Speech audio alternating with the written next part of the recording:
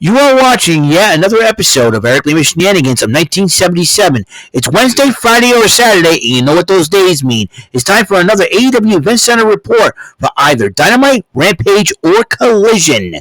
And now, here is the host of the AEW Event Center Wrestling Report, New Bedford's version of Tony Schiavone, Eric M. Lima. Thank you very much, Mr. Announcer, sir. Well, hello there, everyone. Welcome to yet another episode of Eric Lima Shenanigans in 1977, episode 1690. That's right, we're 10 episodes away from 1,700 episodes. Really excited. So, hope you guys can hang in there and have a lot of fun. And, hey, you know, try to keep trying to keep entertaining and keep making you folks out there smile a little bit. Have some fun. I know some of you guys are having a rough day. Weather kind of sucks out here in Massachusetts, but you know what? We need the rain. It's very, very important. We have rain. It's been raining a lot, and but it sucks when you have to work out there in the rain. That's a big of a challenge. But you know what? Listen, I'm used to it before. I'm used to working out in the heat, the rain, the cold, the snow, and all that good stuff. And yeah, so nothing new under the sun, as they say. So. Okay, so I hope you guys are having a very blessed day. Like I said, there's something special happening tomorrow, and I'll probably, because when the time is right, I'm going to report on it, and I'm going to talk about it on Rant and Rave a little bit. It's wrestling related though, it's wrestling related, and let's just say that I've been blessed.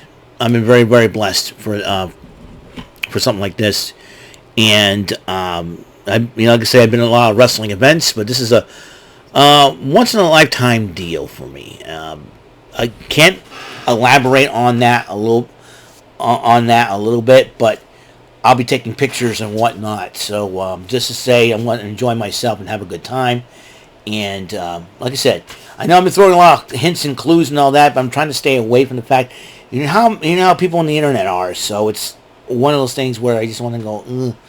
Don't want to tell. I want to tell it, but I don't want to tell it. I know it's exciting news and all that, and it's happy, but some people will try to kill my buzz. Let's just say that. So, there's some people out there who will try to kill my buzz, unfortunately. So, that's the way it is. That's the way it is, but I will try to be smart about it. So, I'm going to wait after tomorrow. This week, I'll probably explain. And then I'll probably talk elaborate a little bit more on, for my topic for Rant and Rave. I'm going to see if I'm going to try to get to Brandon and Jordan a little earlier and talk to them and see if I can make it the main event. It is an ultimate honor. And like I said, this is going to be something that, once in a lifetime. It's like everything that's happened, wasn't planning on it. So it's a good thing. So. I was speaking to Jordan, Jordy Scow. I'm sure. I think he's coming. I think he's home. I'm hoping he's home from his vacation, and I hope he's getting better. I hope he's better.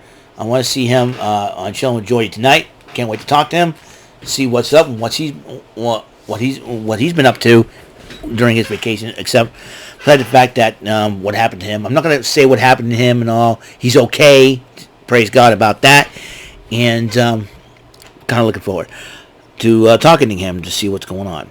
Well, let's talk about AEW Rampage, the final Rampage before Grand Slam this coming Wednesday.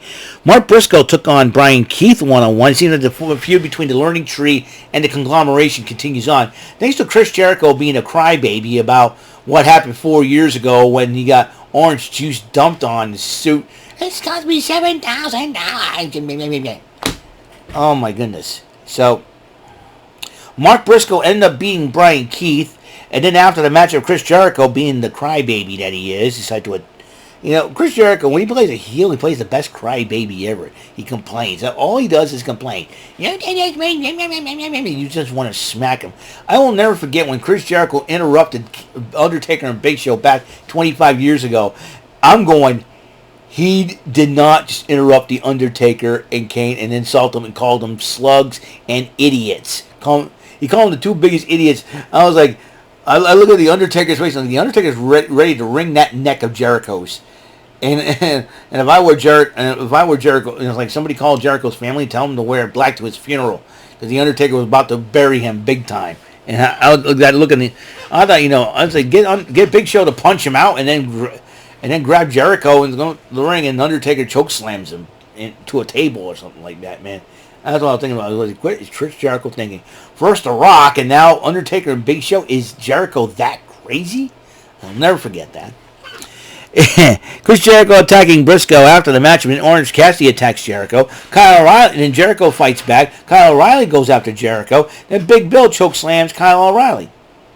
What is the Learning Tree up to? It's going to be a six-man. It's going to be a trios match down the road between the conglomeration and the Learning Tree. You kidding me? Hi guys. Bye guys. Thanks, Orange. If I see Chris Jericho, I go, hi guys. It's going to be Chris Jericho. I'm an idiot. Hi guys. I'm a stupid idiot. Oh, wait a minute. I just made the list. I got to bring the list. If it's Jericho, I should have brought the list of Jericho. Bring a little pad and paper. You just made the list. You just made the list again. Why? For looking at me funny. You give me that sourpuss look. You just made the list. Why? You look at me funny. Oh, you insult me? You just made the list.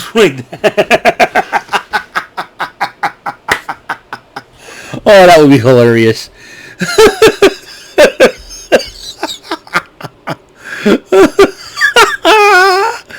Oh, that's hilarious. Anyways, so another matchup, Wheeler Yuta went up against the Butcher. And Wheeler Yuta, he's a little bit on the crazy side as of late. Every time he wrestles in a matchup, he starts, his opponent starts, Butcher starts, dominating him until Butcher starts slapping him a couple of times, and Wheeler Yuta kind of snapped. He ends up beating the Butcher and then almost threatened the referee again. Bryce Russell was like, yeah, calm down, bro. Calm down. You take the belt and go. And Wheeler was like, oh, I'm sorry, man. Maybe he's feeling very frustrated about, Moxley, Pac and Claudio wants him to join up. They had trios titles. Who knows what's going to happen? All I know is John Moxley's talking to... I want, think about it. Is this ex-WWE talent? Because, Pac used to be Neville. And Claudio Castagnoli obviously was Cesaro. And you got Marina Shafir was there for a bit. And John Moxley was known as Dean Ambrose. So is there something here? Why do they want Wheeler Yuta to join them? He's not a former WWE talent, or is it something bigger that is planned? We don't know what the heck. Moxley speaking in riddles like the Sphinx, wrestling's answer to the Sphinx all of a sudden. I call him the human Sphinx. That would be John Moxley speaking in riddles, playing mind games, maybe? I don't know. It's a little psychological warfare going on. Meanwhile, in the MXM collection, Mace Madden and Mansoor addressing the Acclaimed, and then they stole Max Caster's jacket. They said, we're going to give it a makeover.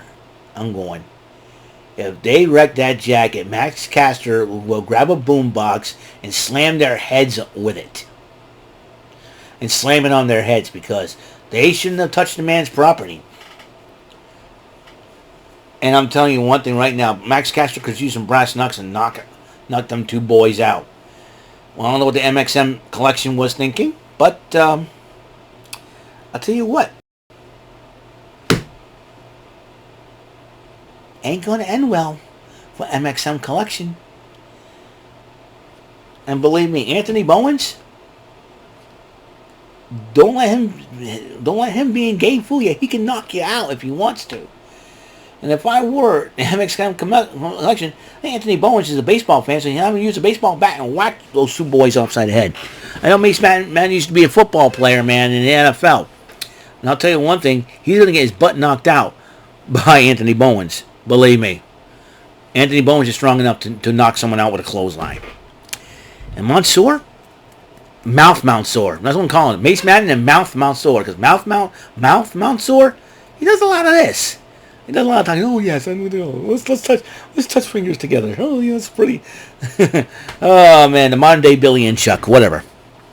Chuck Palumbo and Billy Gunn, just to let you know. So yeah, it could be Brett memories of Billy Gunn. Goes, oh, that reminds me of somebody. Anyways, two of my favorite ladies from AEW going at it: Hikaru Shida and Harley Cameron going 1-on-1. And the Ace and Hikaru Shida just showed the lovely Aussie why She is the ace of the division, and Harley Cameron with the big rack of ribs. Those are not ribs, sister. Let me tell you. But anyways, during the matchup, though, Saraya tried to get involved. Then Jamie Hayter chases off Saraya during the matchup. And then Saraya's about had enough of Jamie Hayter. Says, how about this, you and me and the Saraya Rules matchup, whatever the heck that is, at Grand Slam. And Jamie Hayter goes, I love nothing more to kick your butt. I'll see you Wednesday. So, it'll be very interesting to see how that match is going to go out. The Beast Mortos and Roderick Strong, accompanied by the Undisputed Kingdom, against Joe Keys and Marcus Mathers. And Mortos and Strong could Mortos join the Undisputed Kingdom? Could use a big, powerful guy like that on their team, but they end up picking the victory.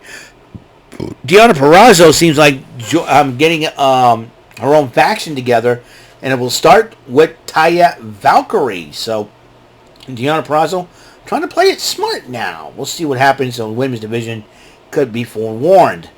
The fatal four-way match: Rocky Romero, the Yuzukar himself, along with Kip Sabian, Nick Wayne, and Leo Rush.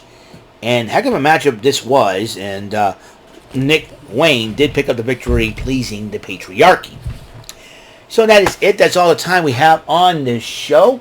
Episode number 1690 is complete. On the next episode, it will be the final Card Sharks Money Cards, or Sharks and Suits Saturday of summer 2000. Today's the last day of summer 2024. I gotta do a video on that, but I'll probably combine it with the package I just got here today. Thank you for tuning in, and I will see you on the next episode of the show. And until the next episode comes around, Mr. Announcer, take us home. That is all for today's episode. This is your announcer speaking for Eric Lima Shenanigans of 1977. A Big Beefy E, do it for Bob Saget Productions, and in association with a Raven Bofa Telepictures and Distribution. Thank you for watching today's episode. Tune in next time for another episode of Eric Lima Shenanigans of 1977. Goodbye for now.